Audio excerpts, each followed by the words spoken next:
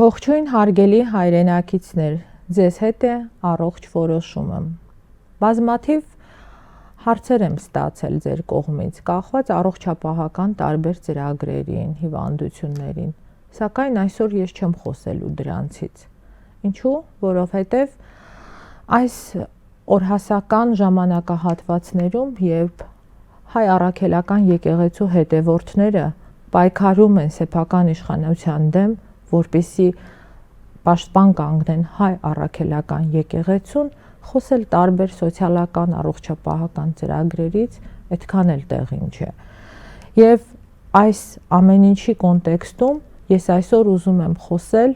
այն մարդուց, որը որ պաշտպան կանգնեց հայ առաքելական եկեղեցուն եւ որի արդյունքում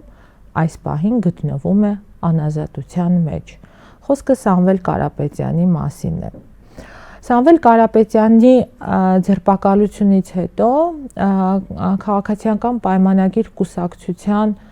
անդամները, կառավարության աշխատակիցները, անդամները, падգամավորները իրենց Facebook-երում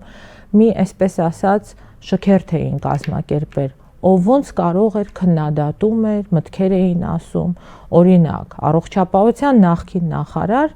падգամավոր Արսեն Թորոսյանը ազգային ժողովի ամբիոնից, ինչպես նաև իր Facebook-յան էջերում գրում էր. դե ինչ է արել, որ բարերարությունն է, մեր հաշվին, մեր փողերի հաշվին արվել է, մոտավորապես միտքը այսպիսին էր։ Անահիտ Ավանեսյանը գրում էր. այսպես էլ անհաղորդ մնացիք ժողովրդի իրական հոգսերին եւ չհասկացաք, որ այսպես պարզունակ սցենարներով ու կերպարներով միշտ էլ ձախողելու եք։ Եվ այսպես ձախողված լինելուց եւ անհաղորդ ժողովրդի հոգսերին լինելուց մեղադրում է Անահիտ Ավանեսյանը, որը որ բացառապես անհաղորդ է Հայաստանի Հանրապետության առողջապահական համակարգում տիրող քաոսին։ Եվ այսպես Սամվել Կարապետյանի բարերար գործունեության մասին եւ Կարապետյան ընտանիքի կարելի է խոսել ժամերով, օրերով։ Իրենց ներդրումները բնակարանաշինության մեջ, ճանապարհաշինության մեջ, տարբեր գյուղերում ջրամատակարարման խնդիրները լուծելու։ Ես այսօր ակամայից հիշեցի, երբ պատերազմի ժամանակ 21 թե 22 թվականներին, երբ որ Սոտք գյուղը ամբողջությամբ ռմբակոծվել էր, մի քանի օրվա մեջ բարերար Կարապետյանների շնորհիվ գյուղի բոլոր տանիքները վերանորոգվեցին, շատ արագ, որպեսզի գյուղացին չմտածի, որ իր գյուղում նման արհավիրք է եղել եւ շարունակի ապրել եւ արարել սահմանափախ գյուղում։ Եվ այսպես, ես կխոսեմ այսօր միայն առողջապահական ներդրումների մասին։ Եվ այսպես, 2008 թվական Հայաստանի համահայկական հիմնադրամի հայտարարած հեռուստամարաթոնի ժամանակ գործարար Սամվել Կարապետյանը ցանկություն հայտնեց իր անձնական միջոցներից գումար հատկացնել Ստեփանակերտի հանրապետական հիվանդանոցի վերանորոգման համար։ 2008 թվականի մեկնարկած շինարարության աշխատանքների համար Տաշիր բարեգործական հիմնադրամը հատկացրեց $22 միլիոն։ Շուրջ 10,000 քառակուսի մետր մակերես զբաղեցնող բժշկական կենտրոնն առանձնանում էր բացառիկ ճարտարապետական եւ կոնստրուկտիվ լուծումներով, ապահովված էր ժամանակակից բուժ ախտորոշիչ եւ վիրաբուժական սարքավորումներով, որոնք բացառիկ էին Անդրկովկասյան տարածաշրջանի համար եւ կոչված էր ծառայելու Արցախի եւ ոչ միայն Արցախի բնակչությանը։ Այսպես, շենքը կազմված էր 5 հարկից, շինության ամբողջ տարածքով նկուղային հատված էր։ Այդ նկուղային հատվածը ուներ իր ստրատեգիական նշանակությունը։ Այնտեղ ծավալվում էր ոչ ավել, ոչ պակաս մի ամբողջ հիվանդանոց, որը հնարավորություն ուներ միաժամանակ սպասարկելու 150 հիվանդի, ստացիոնար հիվանդի։ Եվ այսպես, այնտեղ ծավալվում էր 4 վիրաբուժական սեղան, այսինքն 4 վիրաբուժներ զուգահեռ կարող էին կատարել վիրահատություններ, սակայն կարիքի դեպքում դա կարող էր ծավալվել մինչև 9-ի։ Այնտեղ կար վերակենդանացման բլոկը, այնտեղ կար գործիքային լաբորատոր ախտորոշման ամբողջ հատվածը, այսինքն ոչ միայն անհետաձգելի բուժօգնության հնարավորություններ տալիս այնտեղ, այլ նաև որակյալ շտապ եւ անհետաձգելի բժշկական օգնություն, որովհետեւ այնտեղ նաև կար գործիքային եւ լաբորատոր ախտորոշման ամբողջ ծավալները, պարտատիվ ռենտգեն, պարտատիվ սոնոգրաֆիա, լաբորատոր սարքեր, արյան հետազոտությունների համար ցիտո արագ ախտորոշման համակարգեր եւ մեր զինվորները եւ մեր խաղաղ բնակչությունը պատերազմի ժամանակ այստեղ ստացել էր բացառապես որակյալ անվճար բժշկական օգնություն եւ սպասարկում, այդ ամբողջ նկուղային հարկում եւ այս բժշկական օգնությունը եւ սպասարկումը հնարավոր էր եղել կազմակերպել ի պատիվ Կարապետյան ընտանիքների եւ այն փորձառու եւ հայրենասեր բժիշկների եւ բուժանձնակազմի, որոնք որ 24 ժամ կանգնած էին այդ արավիրքի օրերին։ Ինչպես նաև Կարապետյանների ընտանիքի կողմից վերանորոգվեց հիվանդանոցի շրջակայքի պուրակը, 200 միլիոն դրամ տրամադրվեց այս պուրակի վերանորոգման համար։ Այս վերանորոգման պուրակի բացման ժամանակ Կարապետյանը մեծ հույս հայտնեց, որ այդ պուրակը դառնալու է արցախցիների ամենասիրելի վայրը։ Եվ այդ պուրակում գտնվում էր մի հուշարձան, որը մարմնավորում էր Հայաստանի եւ Արցախի միասնությունը։ Ցավոք սրտի այս հիվանդանոցը եւ ընդհանրապես ամեն ինչ հանձնվեց թշնամուն։ Իդեպ, այս հիվանդանոցում նաեւ ամբողջ Հայաստանում նախադեպ չունեցող ռեանոմոբիլներ կային, այսինքն շտապօգնության մեքենաներ, որոնք կահավորված էին ամենավերջին սերնդի վերակենդանացման տեխնիկայով, վերակենդանացման գործիքներով, ինչպես նաև այդ մեքենաները հատուկ մեքենաներ էին, որոնց որ տարբեր այսպես ամորտիզացիոն խնդիրները լուծված էր եւ հիվանդները անշարժ կարող էին երկար ճանապարհ գնալ, այսինքն այն մեր վիրավորները, որոնք ունեին տարբեր խնդիրներ, օրինակ նեյրովիրաբուժության հետ կապված եւ այլն, եւ պետք է արագ հասցնեին Հայաստանի Հանրապետություն, նրանք կարող էին այս մեքենաներով տեղափոխել։ Այս հիվանդանոցը նաև իր, այսպես ասած, ամբողջական բարելավումը ստացավ, երբ որ 2014 թվականին, երբ նախարարն էր Քուշկյանը, այնտեղ ներդրվեց նաև կարդիո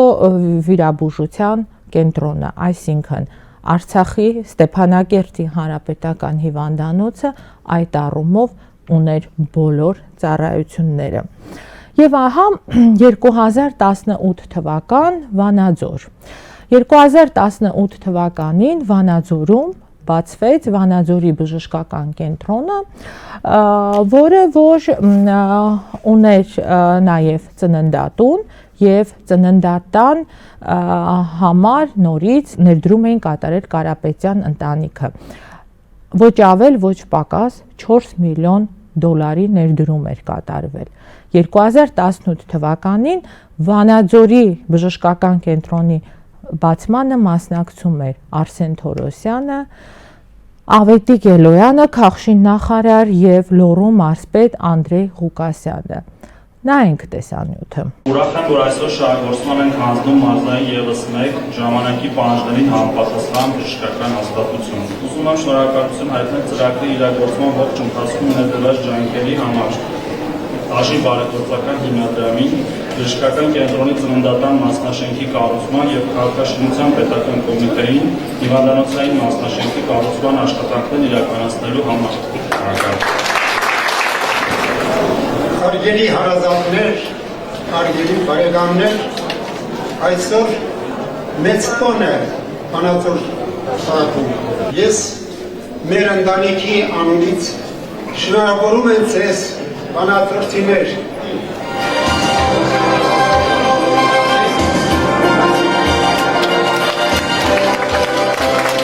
Մենք ունենք մոտ 200 ծնունդ էլի աճ,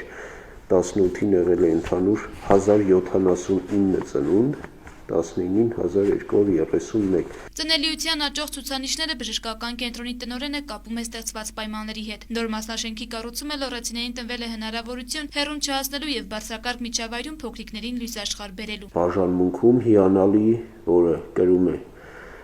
Ամալիա Կարապետյանի անունը, դուք գիտեք, մեր այդ հիանալի բաժանմունքը, մարդիկ առաջ մտածում էին, որ գնան մայրաքաղաք, հիմա մենք այդ մարդկանց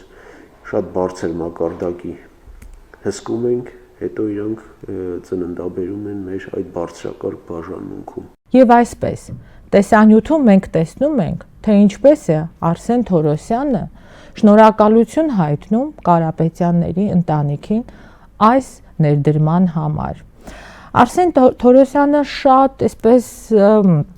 ոգեշունչ ելույթ է ունենում Հայաստանի Հանրապետությունում նման բժշկական կենտրոններ չլինելու մասին եւ հույս է հայտնում առողջապահության զարգացման հետ կապված, ինչպես նաեւ զարմացած արտահայտվում է այդ ընթացքում, որ մենք ունեցել ենք արդեն այստեղ ունենք 64 ծնունդ, գլխավոր բժիշկն է ասում եւ այլն, այսինքն խոսում են բարերարի հստակ այն ներդրումից, որը բերել է 220,000 բնակիչ ունեցող Վանաձորի բժշկական օգնության եւ սպասարկման որակի բարելավմանը։ Մենք ունեցել ենք հասանելի բժշկական օգնություն։ Այդ ծննդատանը մանկական վերակենդանացման այնպիսի գործիքային կազմ է դրված, որ նորածինները, եթե ծնվում են խնդիրներով, անմիջապես ստանան անհաս նորածիններ են եւ տարբեր խնդիրներով ծնվող, անմիջապես բժշկական օգնություն ու սպասարկումը ստանան Վանաձորում եւ ժամանակ չկորցնեն, օրինակ Երևանից ռեանոմոբիլներ մանկական կանչելու եւ այլն։ Եվ ինձ համար շատ հուզիչ էր այս տեսանյութները նայելուց մեծ բարերար Սամվել Կարապետյանի լուսահոգի հոր Սարգիս Կարապետյանի ուղերձը շատ կարճ էր։ Վանաձորի հարսներ, բարով գաք այս ծննդատունը, շատ բալիկներ ունենաք, որոնք որ կծառայեն իշա Հայաստանի Հանրապետության։ Ես վստահ եմ, որ դեռ երկար տարիներ, տասնյակ տարիներ Վանաձորի ծննդատանը շատ երեխաներ են ծնվելու եւ բոլորը մասնակցելու են մեր երկրի կառուցմանը։ Եվ այսպես, սա Կարապետյանների ընտանիքի բարեգործության շատ փոքր մասն է, աննախադեպ նմանը չունեցող հիվանդանոցների կառուցում։ Իսկ դուք ինչ եք արել։ Ամենա այսպես բարձր եւ հեղափոխական հիվանդանոց համարում էիք Մարտունու բժշկական կենտրոնը։ Իդեպ, այդ հեղափոխական հիվանդանոց արտահայտությունը իմը չի, դա առողջապահության նախարարի արտահայտությունն է։ Եվ այսպես, Մարտունու բժշկական կենտրոնի բացվելու օրը, մեկ օր առաջ ես հրապարակեցի անորակ շինարարության նկարները։ Սակայն հետո հասկացա, որ այն ուղին, որը նախատեսված էր իրենց ղեկավարի անցնելու համար, իդեալական էին սարքել, մնացած տեղերը ոնց պատահի։ Դրանից հետո, երբ որ իրենց ղեկավարը հարցրեց, բա երբ է բացվելու այս հիվանդանոցը, նախարարը ասեց մաքսիմում 1 շաբաթից, հետո ամիսներով չբացվեց։ Հետո դրանից հետո շատ երկար իմ բարձրաձայնած խնդիրների արդյունքում այս պահին քրեական գործեր են հարուցված շինարարների եւ այլոց վրա, ինչով կավարտվի, ճիշտն ասած չգիտեմ։ Եվ այս մարդիկ, որոնք որ ապաշնոր են անգամ միլիարդների հասնող պետական փողերով համաշխարհային բանկի միջոցով կատարելու շինարարություն, խոսում են բարերարների, այսպես ասած, ոչ բարերար լինելուց։ Իդեպ, Մարտունու հիվանդանոցի նախագիծը եւս տրվել էր 2018 թվականից առաջ, 2016 թվականին, եւ դա համաշխարհային բանկի կառուցած միակ հիվանդանոցն էր, որտեղ հաստատվել էր, որ պետք է ունենա նկուղային հարկ։ Այդ ժամանակ ես ինքս Գեղարքունիքի բուժվարչության պետն էի եւ այդ ծրագրերի, այսպես ասած, կատարողը։ Եվ անցնում են տարիներ, 2021 թվականին, եթե չեմ սխալվում, առողջապահության նախարարը մի հարցազրույցի ժամանակ այսպիսի մի արտահայտություն է անում։ Ասում է, դե հեղափոխությունից հետո, քանի որ փոխվեց մոտեցումները, մենք որոշեցինք, որ այստեղ նկուղային հարկ պետք է լինի։ Անկամ լրագրողները հանել էին հին տեսանյութերը եւ դրել էին իրար կողքի, ասելով, որ չէ, այդպես չի, պետք չի ոչ ճիշտ տեղեկատվություն տալ հանրությանը։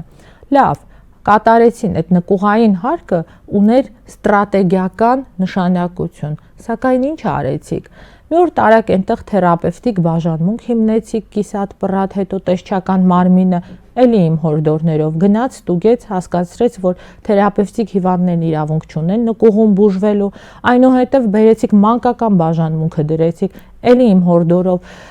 հանեցիք այդ երեխաներին նկուղից եւ այսպես կիսատ-պռատ, այս վերջերս էլ մի հատ գնում էիք հայտարարել նորից այդ նկուղը վերանորոգելու։ Այնպես որ սա է ձեր կառուցածը, ձեր ծավալները, ձեր այսպես ռեսուրսը այսքանին է ձգում եւ խոսել բարերարների վատ բարերարությունից մի հատ ինքներդ նայեք, դուք ինչ եք անում, հետո նոր քննադատեք ուրիշի արածները։ Եվ իմ համար շատ տարօրինակ է առողջապահության մի փոխնախարարի պահվածքը, որը որ առողջապահական համակարգում ունի իր ուրույն դերը, մարդիկ այս երիտասարդին ընդունում են միայն այն պատճառով, որ գնահատում եւ հարգում են անցած ճանապարհը։ Նա եղել է Տաշիր հիմնադրամի, եթե չեմ սխալվում, գործադիր ղեկավարներից մեկը, այսինքն առողջապահական համակարգում այս փոխնախարարին ընդունում են, որովհետեւ գիտակցում են, որ Տաշիր ընկերության հետ քայլած անձնավորությունն է, փորձառություն ունեցող անձնավորություն է, եւ իմ համար տարօրինակ է այս փոխնախարարի լռությունը այս ընդհանուր իրավիճակի մասին։ Այն անձնական խոսակցությունների ժամանակ, երբ որ մտնում եք ձեր շեֆի մոտ, պատմեք Տաշիր բարեգործական ընկերության ներդրումների մասին առողջապահական համակարգով, ասեք, շեֆ ջան, այդքան էլ այտենց չի, դու չես եղել համակարգում, չգիտես էլի ինչա կատարվում, բայց իրականում մենք այսպիսինն ենք, կամ կարելի է հանրային կարծիք արտահայտել, չէ՞ որ պաշտոնը այդքան էլ մեծ արժեք չունի, այն էլ փոխնախարարի, որ դնել եւ ուրանալ են անցյալը, որը որ կապված է եղել այս հիմնադրամի եւ այս համակարգի հետ։ Եվ հարգելի բուժաշխատողներ, մի փոքր էլ ուզում եմ անդրադառնալ առողջապահության նախարարի եկեղեցու դեմ կատարած գրառմանը։ Ասում է, չկան բառեր, լավ ինչու եք դուք այսքան ատում մեր երկիրը։ Սա կատարում է սրբազաններին, հա, այսպես ասած, սրբազանների դեմ։ Ժողովրդին, պետությանը, ինչու տերորիստ, պիղծ, աղտածին, քստմնելի դավաճաններ։ Այսպես, առողջապահության նախարարը որոշել է պայքարել տերորիզմի դեմ։ Պետք չի պայքարել տերորիզմի դեմ, թող տերորիզմի դեմ պայքարեն պայքարողները, դուք պայքարեք առողջապահական քաոսի դեմ, դեղերի շուկայի քաոս, բժշկական օգնության եւ սպասարկման համակարգում քաոս, ապահովագրությունը չգիտեմ ինչ է կարել, ոչ մի բան չէ կարել, եւ ամեն տարի բնակչությանը խաբելով տանում եք, կլինի 2024 թվականի օգոստոսին, կլինի 2020-ի, հիմա չգիտեմ, դեդլայն այլևս չեք դնում, սա է ձեր աշխատանքը, եւ դուք խոսում եք տերորիզմի մասին, տերորիստներ եք համարում երկրի սրբազաններին, իրավապահների նախաքննությունից առաջ արդեն դնում եք, այսպես ասած, ախտորոշում, տերորիստ եք անվանում սրբազաններին։ Եվ հարգելի բուժաշխատողներ, դուք այս նախարարին դիմավորում եք ոչ ավել, ոչ պակաս, Գյումրու գնացքի կայարանում։ Ինչու՞։ Ձեր ղեկավարները խնդրել, ստիպել, հրավիրել, ով որ բառի մեջ իրեն ուզում է, թող գտնի։ Հրավիրում է Գյումրու այդ կայանը, որպեսզի դիմավորեք ձեր առողջապահության նախարարին։ Դուք այնտեղ գնում եք գազելներով, ամառվա շոգին, կանգնում եք արևի տակ, մինչև որ նախարարը փրփռուն գինի ճանապարհին սառը խմելով, կենթանի DJ-ի երաժշտության ուղեկցությամբ կհասնի Գյումրի, ծափահարություններ, աղուհաց եւ այլն եւ դիմավորում եք նախարարին։ Ինչու՞, որովհետեւ այդպես են ուզել ձեր տնօրենները, որովհետեւ ձեր տնօրենները պետք է այդպես ծառայեն, որպեսզի կարողանան իրենց պաշտոնը պահել։ Օրինակ, մեծ ներդրում է այնտեղ կատարել Գյումրու բժշկական կենտրոնը։ Ինչու՞, որովհետեւ պետք է արդարացներ 3 միլիոն աշխատավարձը վնասով աշխատող Գյումրու բժշկական կենտրոնում։ Այնուհետև այդ միջոցառումներին դուք այդպես երկար մասնակցելուց հետո նորից ձեր գազելներով կգնաք ձեր բնակության վայրերը։ Իսկ ձեր տնօրենները ապրիկոտ հյուրանոցային համալիրում հոտնկայս կխմեն նախարարի կենացը, որպեսզի կարողանան շարունակել աշխատել եւ այդ ամեն ինչի համար վճարում եք դուք ձեր աշխատանքով, ձեր աշխատավարձներով, որովհետև դրա համար ձեր տնօրենները հիվանդանոցներից գումարներ են փոխանցում, որպեսզի այդ միջոցառումը կայանա։ Եվ այդ նախարարը անցնում է ձեր սրբությունների վրայով, այդ նախարարը քննադատում է հայ առաքելական եկեղեցու սրբազանների աշխատանքը եւ ոչ ավել ոչ պակաս սրբազաններին անվանում տերորիստներ։ Ինչևէ, հարգելի բուժաշխատողներ, կարծում եմ, որ այս ամեն ինչից դուք պետք է հետևություն անեք։ Դուք եք սպիտակ բանակը, դուք մեծ ներդրում ունեք եւ պատերազմի ժամանակ, եւ կովիդի ժամանակ, բնակչության բժշկական օգնության եւ սպասարկման իրականացմանը, տարբեր ծրագրերում։ Եթե պետք է դուք 24 ժամ աշխատում եք իշահ երկրի եւ ցավոք սրտի, ես արդեն վախենում եմ, որ մի օր գալու է, որ նաև պատերազմ է հայտարարվելու այս սպիտակ բանակի դեմ։ Հետևությունները թողնում եմ ձեզ։ Առողջ եղեք։